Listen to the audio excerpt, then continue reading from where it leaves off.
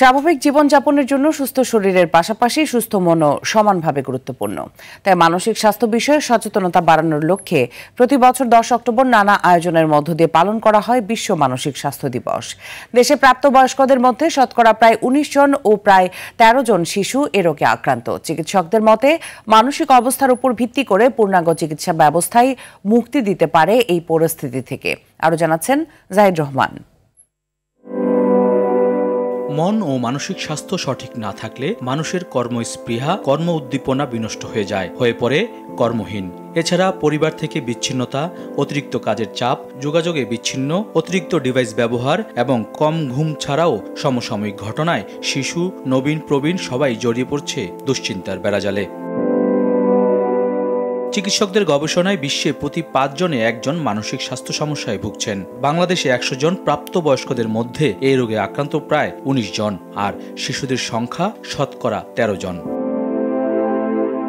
মানসিক স্বাস্থ্যসেবার পর্যাপ্ত সুযোগের অভাব একটি বড় চ্যালেঞ্জ, যেখানে 92% মানুষ সেবার বাইরে।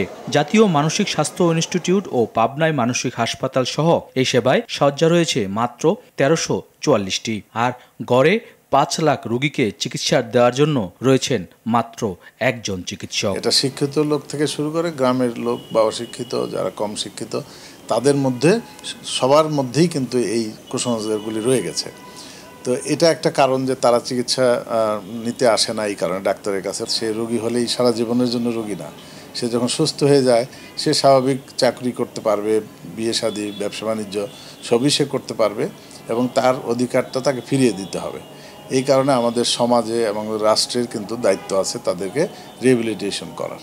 রোগের ধরন চিহ্নিত করে স্বল্প ও দীর্ঘমেয়াদী চিকিৎসা নিলে পরিত্রাণ মিলতে পারে মানসিক রোগ থেকে। কমিয়ে আনতে হবে ডিভাইস আসক্তিও। এই বছরের থিমটা হচ্ছে মানবিক জরুরি অবস্থায় মানসিক স্বাস্থ্য।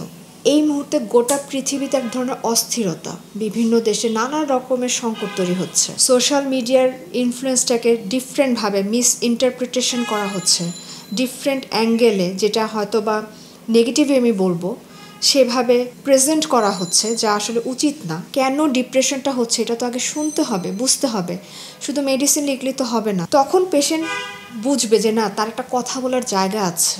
তথ্য বলছে উদ্বিগ্নতা ও বিষণ্ণতায় নষ্ট হয় 12 বিলিয়ন কর্মদিবস। তাই সুস্থ সমাজ গঠনে সঠিক সময়ে মানসিক স্বাস্থ্যসেবা নিশ্চিত করা জরুরি বলে মনে করেন চিকিৎসকরা। আপনার যখন ব্রেনের কোনো কেমিক্যাল ইমব্যালেন্স হবে বা অন্য কোনো সমস্যা হবে বা মনের সমস্যা কোনটা হবে, আপনি ফেলে রাখলে সেটা বাড়তে থাকবে।